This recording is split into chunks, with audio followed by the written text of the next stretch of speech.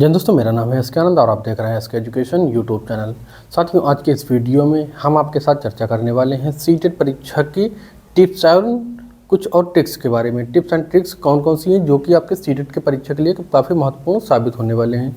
तो साथियों, अगर आप सीटेट की परीक्षा देने जा रहे हैं तो हमारे द्वारा कुछ दी गई चीज़ों को ऑब्जर्व करके उनको ध्यान में रख करके पेपर देने जाएँ, ठीक है।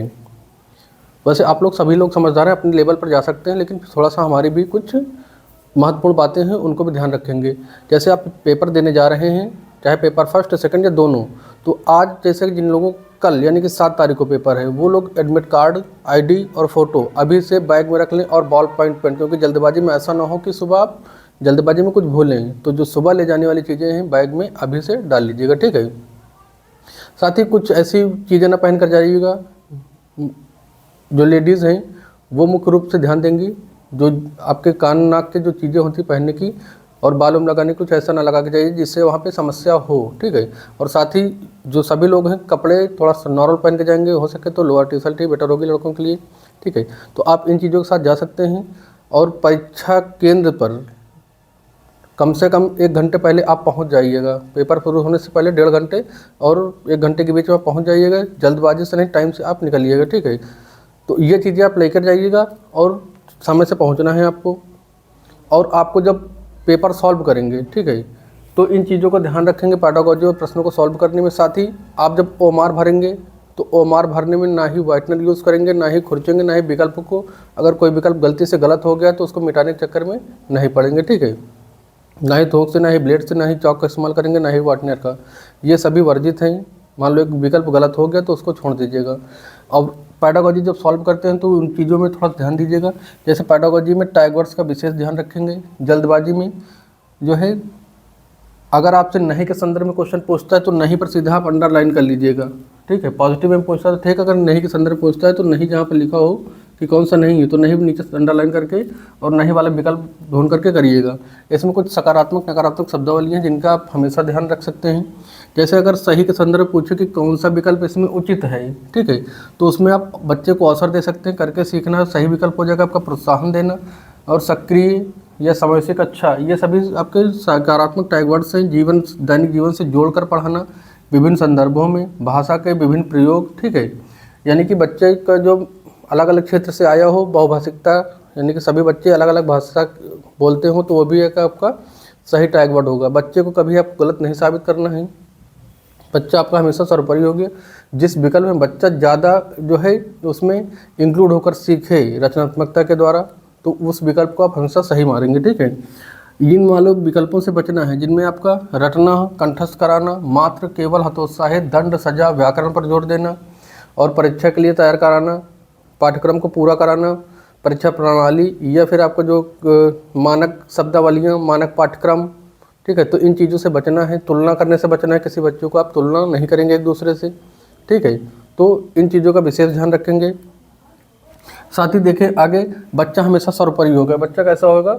बच्चा हमेशा सर्वोपरि होगा। बच्चा कभी गलत नहीं होगा। जिस विकल्प में अगर क्वेश्चन में बच्चे को फेल होता हुआ दिखाया जाए तो बच्चा कभी फेल नहीं होगा। फेल होगा तो साथियों आप जो आपके टीचर होंगे, टीचर का टीचिंग मेथड, ठीक है, टीचर का टीचिंग मेथड वो फेल होगा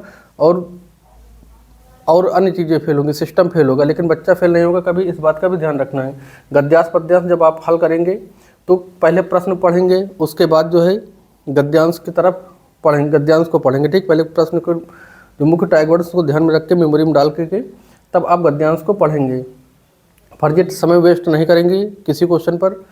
और जो क्वेश्चन आपको ना आ रहे हो, जो आंसर या फिर ना निकल रहा हो, तो उसमें सीधा आप एलिमिनेशन मेथड का प्रयोग करिएगा। एलिमिनेशन मेथड हमने कई बार बताया आपको कि जो क्वेश्चन पूछेगा तो उसमें 2 विकल्प ऐसे होंगे जो क्वेश्चन से मैच ही नहीं करेंगे, तो उन 2 विकल्पों को कट करना। बचे हुए 2 विकल्प में जो ज़्यादा सकारात्मक लगे उसको आप सही विकल्प मान लीजिएगा, ठीक है। समय प्रबंधन पर विशेष ध्यान रखना है। भले ही आपके पास 2.5 घंटे का समय यानी 150 मिनट का समय होगा, लेकिन आपके पास क्वेश्चन भी 150 होते हैं, ठीक है।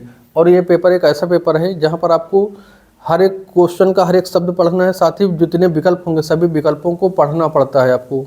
और अन्य एग्जाम होते हैं तो सभी विकल्प नहीं, जो सही होता है उसे लगा देते हैं, ठीक। लेकिन यहाँ पर सभी विकल्प को पढ़ना पड़ता है, इसलिए टाइम मैनेजमेंट लेकर के चलेंगे। भाषा जो है, भाषा का प्रयोग यानी भाषा जो आप चुनते हैं, भाषा जो सॉल्व करते हो उस पर विशेष ध्यान रखना है।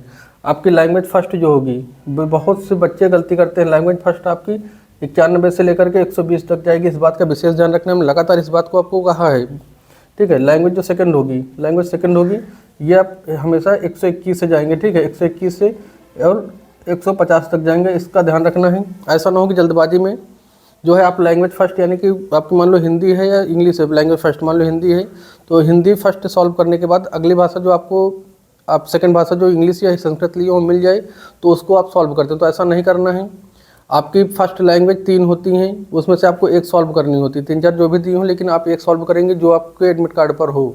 दूसरी भाषा जो आपके एडमिट कार्ड पर हो उसको देख करके ध्यान से 1 से 21 से ही सॉल्व करेंगे। अच्छा, जब आप पेपर सॉल्व करेंगे तो किस चीज़, पेपर सॉल्व करने का तरीका भी थोड़ा सा ध्यान देंगे। समय बचेगा आपका उसमें, ठीक है, समय बचेगा और पेपर अच्छे से सॉल्व भी हो जाएगा।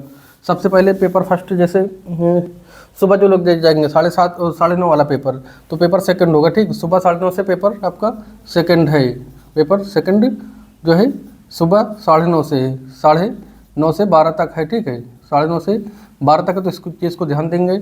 यहाँ पर सबसे पहले सभी लोग CDP को सॉल्व करेंगे। मेरा सजेशन ये है कि CDP को सॉल्व करेंगे और CDP को बहुत से ज़्यादा 15 से 20 मिनट में सॉल्व करने की कोशिश करेंगे, ठीक है। हड़बड़ाहट से नहीं, आराम से सॉल्व करेंगे, लेकिन समय का विशेष ध्यान रखना है। 15-20 मिनट में सॉल्व करके तुरंत आप ओमार उठा के तुरंत उसको फिलअप करेंगे। ध्यान देंगे जिस टाइम ओमार जो है 4 विकल्प होंगे, A, B, C, D, तो जो गोला होगा, ठीक है, जो गोला होगा ध्यान देंगे। जैसे पहले का B आपने टिक कर रखा है वहाँ पर, तो मन में बोलते हुए पहले का B बोलते हुए करेंगे, उसमें गलती होने की संभावना नहीं होगी। जो गोला को जो आप जिस पेन से करेंगे, हमारा मानना है कि आप काले पेन से ही 7 mm का पेन ले लीजिएगा, ठीक है, उसी से पूरा काला करिएगा इस तरह से, ठीक है। ना बाहर रहे, ना बाहर ऐसे जाए, ना ही कहीं पर ऐसे छूटे, पूरा आपको गोला काला करना है। इन केस अगर मान लो कोई विकल्प आपसे गलत होता है, B की जगह आप C भर देते हैं, तो उसको खुरचने मिटाने के चक्कर में न पड़िएगा, ना वाइटनर लगाइएगा, ठीक है, ऐसा नहीं करिएगा, ठीक है। और एक पार्ट सॉल्व करने के बाद सीधा ओमार भरते जाइएगा। अब इसके बाद भाषा फर्स्ट यहाँ से सॉल्व करिएगा, भाषा फर्स्ट सॉल्व करिएगा। ये आपकी हमने बताया जैसे 91 से 120 तक जाएगी, ये भाषा सेकंड, ठीक है, भाषा सेकंड यहाँ पे सॉल्व करेंगे। ये आपकी 121 से 150 तक जाएगी। इसके बाद जो लोग मैथ वाले होंगे, ठीक है, मैथ साइंस वाले या SST वाले, इसके बाद जो है यहाँ पर मैथ साइंस या SST वाले, फिर यहाँ से आप जो आपका स्टार्ट होगा, ये आपका कितने से स्टार्ट होगा, 31 से 90 के बीच में ये होगा, चाहे आप मैथ साइंस सॉल्व करेंगे चाहे SST सॉल्व करेंगे, ठीक है। तो किसी भी प्रश्न में आपको उलझना नहीं है, एक एक सब्जेक्ट को, ठीक है, सॉल्व करते जाइएगा और टिक करते जाइएगा। जो लोग मैथ सॉल्व करेंगे वो विशेष ध्यान रखेंगे, किसी प्रश्न में नहीं उलझेंगे, जो नहीं आता छोड़ देंगे, लास्ट में आप सॉल्व करिएगा, ठीक है। विशेष टाइम का विशेष ध्यान रखना है हमें। और जब आप उसमें जाइएगा फर्स्ट पेपर में, जो फर्स्ट पेपर है आपका, पेपर फर्स्ट जो होगा, ये आपका दोपहर 2:30 बजे से स्टार्ट होगा, ठीक है, 2:30 बजे से पेपर स्टार्ट हो जाएगा। कम से कम 35 मिनट पहले आप सेंटर के अंदर बैठ जाइएगा, कम से कम, क्योंकि आधा घंटे पहले गेट बंद हो चुका होता है।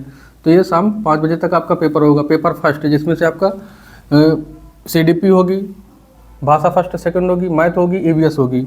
तो सेम प्रोसेस उसमें भी सॉल्व करेंगे। CDP सबसे पहले सॉल्व करेंगे जाते ही, फिर भाषा से फर्स्ट उतने से स्टार्ट होगी 90 से 120 तक, भाषा सेकंड सेम 121 से 150 तक विशेष ध्यान रख के सॉल्व करेंगे। और उसके बाद फिर आप EVS को सॉल्व करेंगे, फिर उसके बाद आप मैथ को सॉल्व करेंगे। पैडागोजी आपको पास करवाएगी, पैडागोजी पर विशेष आप लोग ध्यान रखेंगे। तो इस तरह से सॉल्व करिएगा, कोई भी प्रश्न छोड़िएगा नहीं, कोई भी प्रश्न आपको छोड़ना नहीं, सारे के सारे प्रश्नों को सॉल्व करना है। जो क्वेश्चन ना है उसमें एलिमिनेशन मेथड का प्रयोग करते हुए जो है आप टिक करिएगा। अगर मान लो इनकेस कई लोग होंगे जिनका पेपर छूटेगा लास्ट में, तो जब अगर आपका पेपर छूटे तो उस टाइम B या C विकल्प के साथ आप जाइएगा, एक पकड़ के मार दीजिएगा, ठीक है। या B या C को, A और D के साथ नहीं जाइएगा, B और C के साथ जाइएगा। क्यों? क्योंकि जो आपका CTET कब तक का एग्जाम हुआ है उसके मैक्सिमम आंसर B और C विकल्प के साथ अब तक मिले हुए हैं, तो इसलिए B C विकल्प के साथ जा सकते हैं। तो बस आप सभी लोग अच्छे से एंजॉय करिए पेपर को, अच्छे से पेपर सावधानीपूर्वक दीजिए। ऑल द बेस्ट आप सभी को, ठीक है। तो मिलते हैं नेक्स्ट वीडियो के साथ। तो आंसर की जल्दी से जल्दी हम प्रोवाइड करेंगे। जो आपका आंसर की हो जाएगी पेपर सेकंड की जो है सुबह वाली, तो 12 बजे पेपर ख़त्म होगा, आपको 12:30 से 1 के बीच में, 12:30 से 1 के बीच में आपका जो है एसएसटी का और मैथ साइंस का एक एक करके दे देंगे हम आंसर की। उसके बाद लगातार आंसर की मिलती रहेंगी आपको। तो थैंक यू, मिलते हैं आंसर की एक साथ। तब तक के लिए tata bye bye, take care. और जिनका पेपर परसों है वो लोग अभी हमसे जुड़े रहेंगे, ठीक है। वीडियो अभी हम आपको और भी प्रोवाइड करवाएंगे, गेस्ट पेपर भी देंगे। तो मिलते हैं नेक्स्ट वीडियो के साथ, तब तक के लिए जय हिंद।